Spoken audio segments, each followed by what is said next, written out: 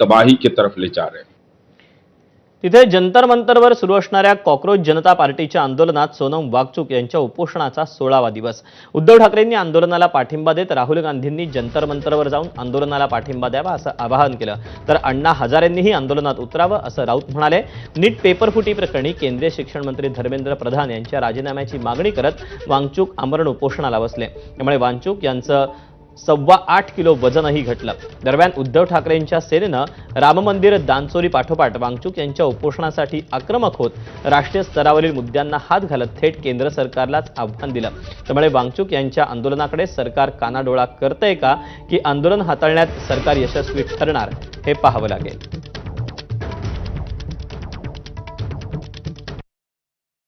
ज्या मुलांनी आत्महत्या केला त्या मुलांना न्याय भेटला पाहिजे आणि धर्मेंद्र प्रधान जे फेल झालेले आहे ॲज अ एज्युकेशन मिनिस्टर, त्यांच्या एज्युकेशन मिनिस्टर राहता खूप पेपर लीक झाले आणि त्या पेपर लीकमुळं मुलांना आत्महत्या करावं लागलेलं आहे। 20पेक्षा जास्त मुलांनी आत्महत्या केल्या, तर त्या धर्मेंद्र प्रधानला काढून दुसरं कोणाला मंत्री बनवा। आम्ही का म्हणतोय का आम्हाला मंत्री बनवा?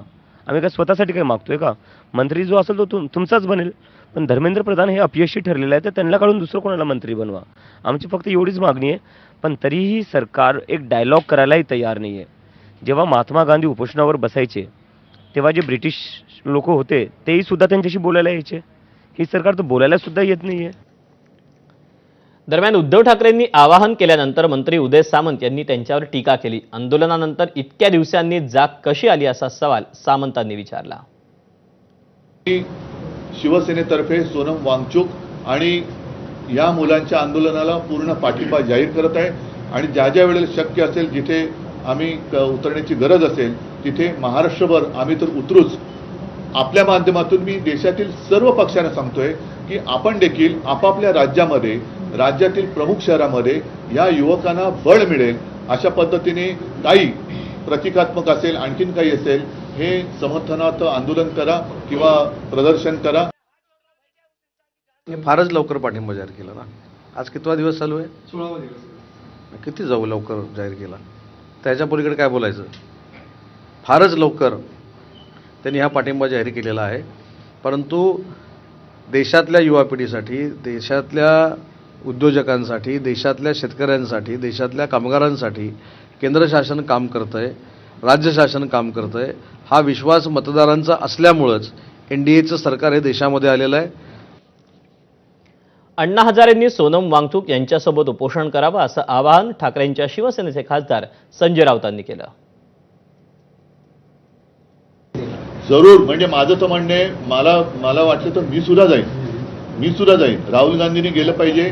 देशातील ज्यांना असं वाटतं, मग अगदी भारतीय जनता पक्षातले असले तरी, जसं मी राम रक्षा आंदोलनात भाजपच्या कट्टर कडवट हिंदुत्ववादींना आवाहन केलं होतं की ज्यांना हिंदू धर्माबद्दल प्रेम आहे त्यांनी सहभागी व्हावं, तसंच आज देखील मी पक्षाच्या पलीकडे जाऊन ज्यांना या देशातल्या युवकांबद्दल एक आस्था आहे, तो कोणत्याही पक्षाचा असो, पक्षाचे जोडे बाजूला ठेवून तिथे जावं अशी माझी सगळ्यांना विनंती आहे।